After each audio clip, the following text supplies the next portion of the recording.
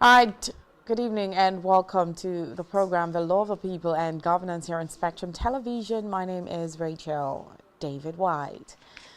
Now, today we'll be looking at some major reports here in Akwa Ibom State. Well, I will quickly start from what is happening, INEC's reactions concerning security issues ahead of the Guba elections in some state here in Nigeria. Well, the Independent National Electoral Commission, INEC, has expressed a whole lot of concerns over the security situation in Imo and Kogi State ahead of the forthcoming governorship elections. And of course, the Commission's National Commissioner, Malam Mohammed Kudu Haruna, raised a concern during a meeting with media executives in Owerri, the Imo State capital, today. Haruna said the INEC was committed to conducting peaceful and successful elections in the three states, but that is the prevailing insecurity was a major challenge, and he actually appealed to the stakeholders, including politicians, security agencies, and even the voters to play their roles in ensuring peaceful elections. Away from that, I'll quickly rush to the next report. When we come right back from our first break, we'll discuss it better. While bearing the last minute changes, President Bola Tinubu will announce a palliative package to actually enable Nigerian workers cope with the fuel subsidy removal during his Independence Day speech on October 1st. Now, this, according to Olajide Oshundun, spokesperson for the Ministry of Labour, is part of efforts towards preventing the planned nationwide strike by the organized labor. Now, labor unions in the country had declared an indefinite strike with effect from Tuesday, October 3rd, to protest the alleged failure of President Tinubu's government to provide post-subsidy palliative for workers. But Oshundun said the ministry has scheduled a last-minute meeting with labor leaders that will center on a pronouncement to be made by President Tinubu during his October 1st Independence Day broadcast. And according to him, Tinubu is expected to unveil the palliative package for workers in the customary presidential speech to commemorate Nigeria's Independence Day. And Shundun also said that, well, the two major demands from the unions had been presented to the president, and he further said that the Minister of Labour, Simon Lalong, had met one of the NLC's demands, which was the release of the factional national president of the NURTW, that's the National Association of Road Transport Workers, Tajuddin Barua, from the police custody. And another report we'll be looking briefly at is the promise of a new CBN governor who was confirmed. Of course, Dr. Olayemi Cardoso has actually disclosed his plans to shore up the country's gross domestic product (GDP) to $1 trillion in 8 years. Well, he spoke while answering questions from senators during his screening and confirmation as the governor of the Apex Bank. So this confirmed, the confirmed deputy governors included Musara, Philip Ikeazo, Mohammed Abdullahi, Datijo, and of course Bala Bello as well. And the Cardoso, rather, assured that the ratified board will adopt a number of strategies, including short-term and medium-term goals to repair the economy. And according to him, to achieve stability in Nigeria's exchange rate, measures must be put in place towards ensuring a healthy balance of payment and diversification of the economy. And also the immediate thing to look out for, according to him, of course, is to address operational issues which are the unsettled obligations of the CBN. And he also opined that Nigeria will not make progress if it is not able to handle, that side of foreign exchange rate, saying they would do something possible to ensure that they work closely on the fiscal side and ensure the issue of deficit financing does not become a major problem to the nation's economy anymore. Well, I actually want to talk on these issues, but I need to invite our guests over so we can talk about it better. Today, we have to hit the nail on the head and talk about these key issues that are actually, holding Nigeria's economy tight. I'll go on a short break. When I come right back, of course, we'll discuss better. So do stay tuned. We're coming right back.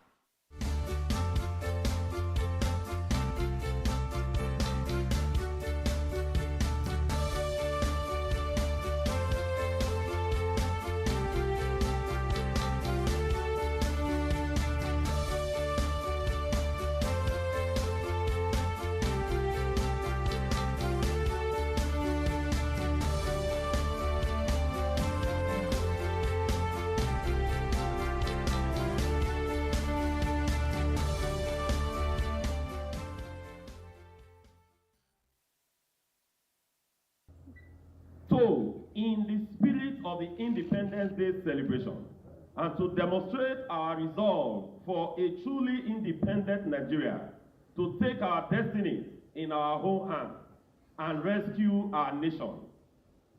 2, to embark on an indefinite and total shutdown of the nation beginning on 0 hours, Tuesday, the 3rd day of October 2023. 3, to direct all workers in Nigeria to withdraw their services from their respective workplaces commencing from the 3rd of October 2023. 4, to direct all affiliates and state councils to immediately start mobilizing accordingly for action to organize street protests and rally until government responds positively to our demands. 5, to enjoin all patriotic Nigerians to join hands across the nation to assist this government put the people back at the center of its policies and programs. So, in the spirit of the Independence Day celebration, and to demonstrate our resolve for a truly independent Nigeria, to take our destinies in our own hands and rescue our nation. 2, to embark on an indefinite and total shutdown of the nation beginning on 0 hours, Tuesday, the 3rd day of October 2023. 3, to direct all workers in Nigeria to withdraw their services from their respective workplaces commencing from the 3rd of October 2023. 4, to direct all affiliates and state councils to immediately start mobilizing accordingly for action to organize street protests and rally until government responds positively to our demands. 5, to enjoin all patriotic Nigerians to join hands across the nation to assist this government put the people back at the center of its policies and programs. So, in the spirit of the independence. Let me, on behalf of distinguished senators, welcome the proposed governor of Central Bank, the 4 deputies to this confirmation, screening, and hearing.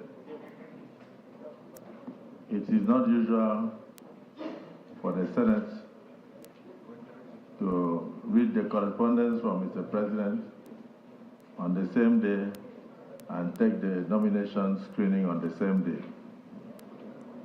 But because of the exigency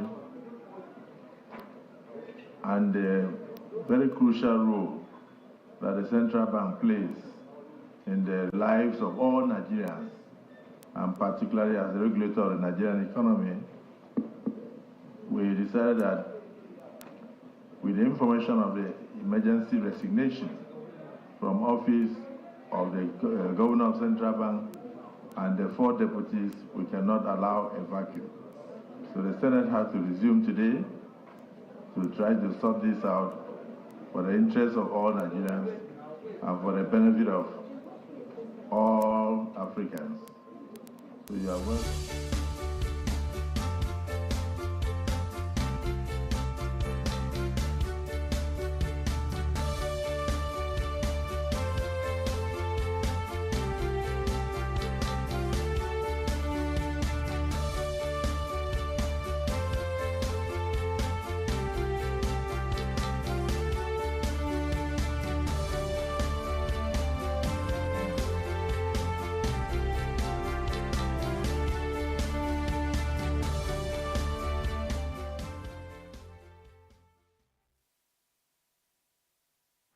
All right, welcome back. It's still the program The Law of the People and Governance here on Spectrum Television, and we have been looking at some reports today in Nigeria talking about the president having in mind to release palliatives and meet the concerns and demands of the NLC, who have already proposed a planned strike to begin on Tuesday, October 3rd. And also looked at the concerns in Imo and Kogi State by the INEC ahead of the Guba polls over there. And also, we also took a look at the promise or the pledges by the CBN Governor Cardoso. Well, we have a guest in the house in the person of Paulinus Peter, who will be addressing some of these concerns with us today. He's a social-political analyst. Welcome to the show. Thank you very much for having me. It's always a delight to have you. Thank you very much. Okay, so how are you doing today? Well, I'm very good. Give God the glory. Okay. All right, so a quick one. Let's just begin to talk about these issues already.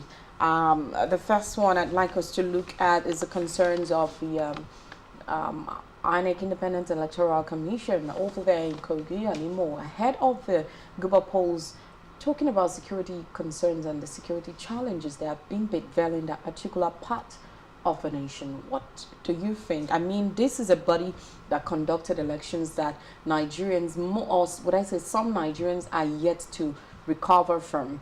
I mean, the irregularities, all the issues they had, and they have another chance to conduct polls there, which we know that all eyes would be on them.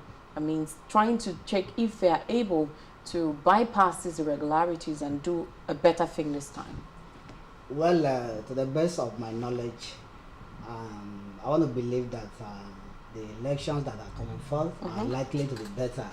That's because if you look at the trend of INEC over time, you will see that whenever they have a secluded, what I mean by that, an election that has to do with one or few states, they will tend to do well. In my own consideration, actually trying to use that to count Nigerians in, for Nigerians to believe that they are truly independent, that they have upped their games.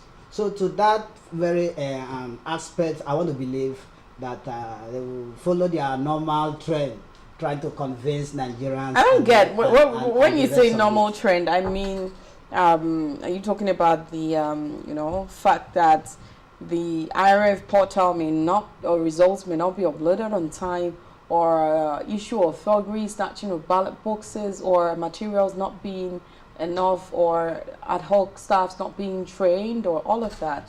Which particular trend are you talking about? What exactly I mean is this: whenever INEC has elections to conduct in a state or more, like 1-2 states, they actually try to put all hands on deck to actually do well, make sure and that has been clean to make Nigerians, to raise hope and what have you. I remember what happened in Anambra State and in Ekiti State. So people were like, "Oh, we have had a new INEC; they will do well and what have you." And for me, that has been a trap. That has been something they have been doing over time. So in your words, you don't believe them this time until they are done. Well, I have issues with your dictions. When you say you don't believe, I've always been an optimist. The problem is not INEC cannot do well, but it has always been a problem of intention, that most times they choose when to do well and not to do well. So I haven't felt Nigerians in quote, woefully in the last general elections, they will want to redeem their image and that. And typical of Nigerians, they will want to take that to mean that INEC has arrived, that they have turned a new leaf. But as the saying goes, that the leopard cannot always change its skin. So it has always been that trend and that. So to that extent, they would tend to do well, just as a way of trying to redeem their badly battered image. Okay, so because of time, let's quickly move away from that right now and head to another thing we'll be discussing today. Yesterday, the Senate confirmed the new CBN governor, Cardoso, and of course 4 other deputies to man the apex court at Central Bank of Nigeria. And of course, he had so many pledges talking about, making sure that Nigeria doesn't get indebted like, it used to, and all of that. increasing GDP and all of that. What do you have to say, taking a look at the person of Cardoso and his, past ability to be a former chairman of, board of Citibank? Well, the issue with governance in Nigeria has little or nothing to really do with personality of individuals. It has to do with the system of Nigeria. It has to do with the mindset of Nigeria, and the rest of it.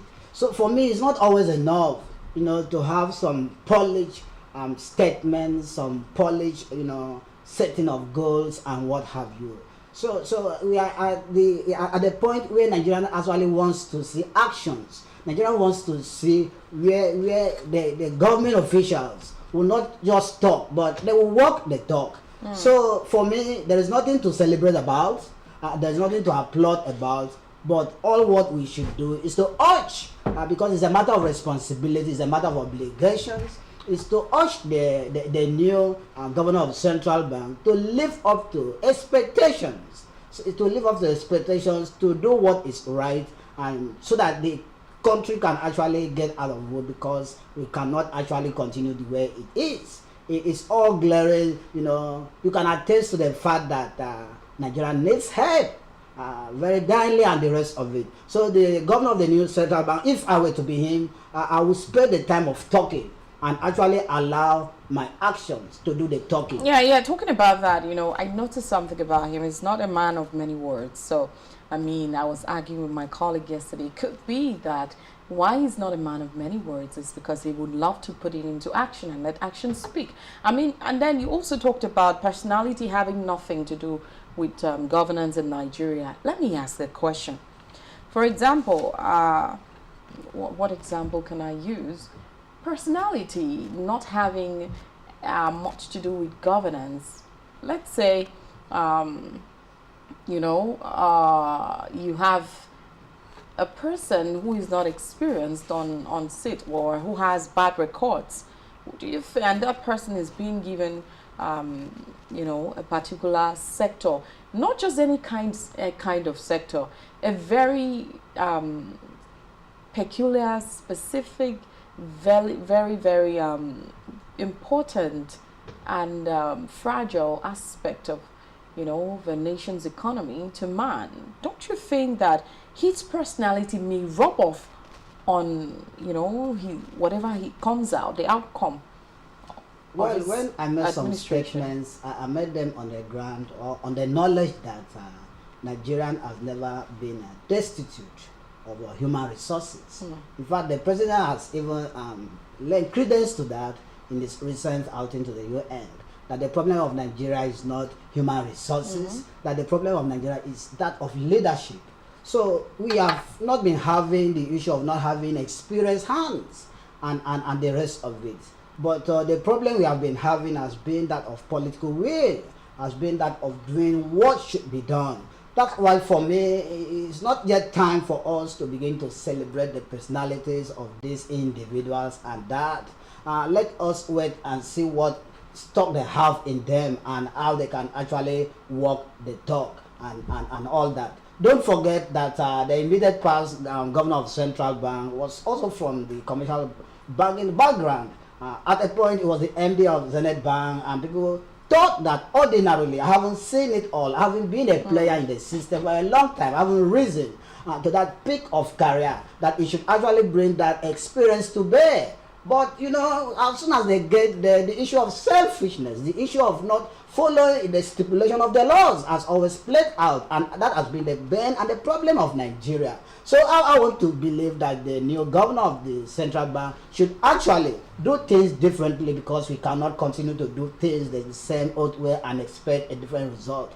And it also seems to me that the president actually wants people that are not actually too known to the system, that not actually, because it is one thing to have vision as a political leader, it is another thing to have those visions implemented. And for you to have those visions implemented, you need people who can interpret it. Bureaucrats.